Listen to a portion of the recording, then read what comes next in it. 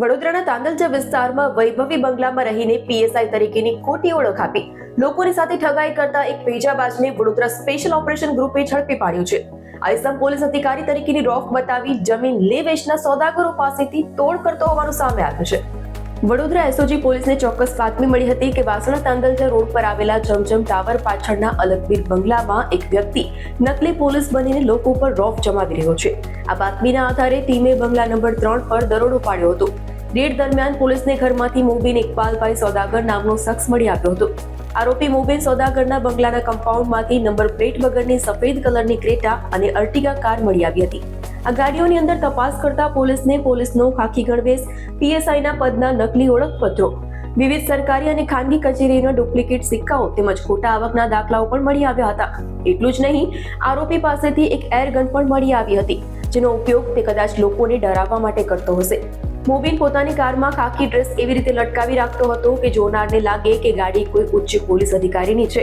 આ નકલી ઓળખના જોરે તે જમીન લે વેચના સોદાઓમાં દમ મારી લાખો રૂપિયાના તોડ કરતો હોવાનું પણ પ્રાથમિક તપાસમાં બહાર આવ્યું છે.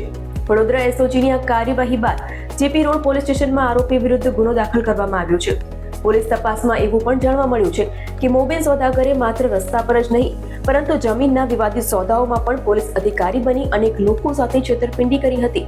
હાલમાં પોલીસે તેની ધરપકડ કરી છે અને તેની સાથે અન્ય કોઈ વ્યક્તિ સામેલ છે કે કેમ તેમજ તેને અત્યાર સુધીમાં કેટલા લોકોને શિકાર બનાવ્યા છે તે દિશામાં પણ વધુ તપાસ તેજ કરી છે. આ ઘટનાએ શહેરમાં ચર્ચા જગાવી છે કે કેવી રીતે એક સામાન્ય નાગરિક નકલી ઓળખ ઊભી કરી આલિશાન બંગલામાં રહી ગુનાહિત પ્રવૃત્તિઓ કરી રહ્યો હતો. વડોદરા શહેર પોલીસની એસઓજીની ટીમ પાસે એક બાતમી હતી કે જે બાતમીમાં તાંદલજા રોડ પર મોબીન ઇકબાલ સોદાગર નામના એક ઇસમ છે જે પોતે પોતાને પોલીસ અધિકારી તરીકે ઓળખાવે છે, એટલે કે ડુપ્લિકેટ પીએસઆઈની પોતાની ઓળખ આપે છે.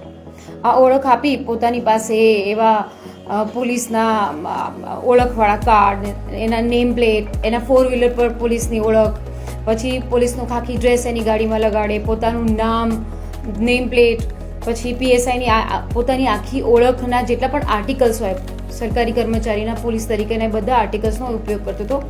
એનું મુખ્ય કામ હતું જમીન લેવેચમાં મોટા તોડ કરવા અને લોકોની સાથે છેતરપિંડી કરી, પોલીસને ઓળખાણ આપી, દબાણમાં લઈ અને જે તે કામ કરી એમની સાથે છેતરપિંડી કરવી. અને આની માહિતી એસઓજી ટીમને, અમારી એસઓજી ટીમ છે વડોદરા સિટી પોલીસની, એને મળતા એક બંગલો પણ રાખે છે. અહીંયા અમારા જેપી રોડ પોલીસ સ્ટેશન વિસ્તાર છે એની અંદર એક બંગલો હતો અલકબીર. આ બંગલામાં એક કચેરીને પોતાના બંગલાને એની પોતાની કચેરી તરીકે ઓળખાણ આપે છે. ત્યાં સીલ, સ્ટેમ્પ્સ, બીજા પોલીસને લગતા ડોક્યુમેન્ટ્સ ત્યાં રાખે છે, સંગ્રહ કરે છે. એટલે આ બંગલામાં જઈને અમે રેડ કરી એસઓજીની ટીમ, અહીંયા અમારી પોલીસ ટીમ સાથે. તો પછી એની પાસેથી બધી વસ્તુઓ અને ઇસમની પણ અમે ઝડપી લીધી, એનું પણ પૂછપરછ કરી. ત્યારબાદ અમે આ એક ગુનો દાખલ કર્યો. 22 જેટલા અલગ અલગ એની પાસે કાર્ડ મળેલા છે, એની પાસે સીલ મળ્યા છે, એની પાસે નેમ પ્લેટ છે, એરગન છે, પછી પોતાના નામના આધાર કાર્ડ છે, પોલીસ ઓળખાણ સિવાયના ઘણા બધા આધાર કાર્ડ છે, પાન કાર્ડ છે, ચૂંટણી કાર્ડ છે, એવા ડુપ્લિકેટ, બરાબર. પછી ડિસેબિલિટીનું કાર્ડ છે કે પોતે ડિસેબલ્ડ વ્યક્તિ છે એવા પણ કાર્ડ છે, ખોટા ડ્રાઇવિંગ લાઇસન્સ છે, એસઆઈટીની બુકો છે, એસઆઈટીની કમિટીનો કોઈ સભ્ય હોય, પછી એવા ગોધરા પોલીસના રાઉન્ડ સીલ મળેલા છે, એવા અલગ અલગ પોલીસ અધિક્ષકના નામના એની પાસેથી રાઉન્ડ સીલ, સિક્કા, સ્ટેમ્પ્સ મળ્યા છે. એવા ઘણા બધા નાના અલગ અલગ એવા એ પોતે અલગ જાતિના પ્રમાણપત્રો પણ એની પાસેથી અમે રિકવર કરેલા છે, મેળવેલા છે બધા. એવી રીતની બધી આખી અલગ અલગ 22 પ્રકારના અત્યારે હાલ અમારી પાસે એના સરકારી જે કાર્ય પદ્ધતિમાં ઉપયોગ થતા એવા બધા આર્ટિકલ્સ એકત્રિત કરેલા છે.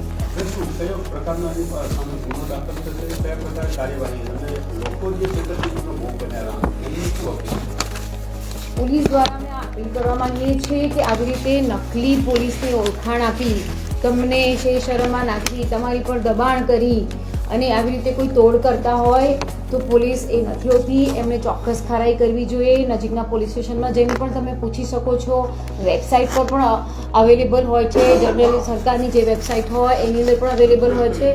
તદુપરાંત આપણે અવેર થવું જોઈએ. નકલી અને અસલી પોલીસની ઓળખાણમાં અત્યારે હાલ અમે આ કર્મચારીનો વેશ ધારણ કરી નકલી પીએસઆઈ બની અને પોતાએ આવી રીતે અલગ અલગ તોડ કર્યા છે એની તપાસ કરી રહ્યા છે. જેપી રોડ પોલીસ સ્ટેશન ખાતે અમે બીએનએસની કલમ 205, 316(2), 319, 335, 336(1), 336(2), 336(3), 337, 339(1), 340 તથા 149 જીપી એક્ટની કલમ મુજબ ગુનો નોંધ્યો છે. એના વિરુદ્ધમાં કાયદેસરની કાર્યવાહી શરૂ કરેલી છે.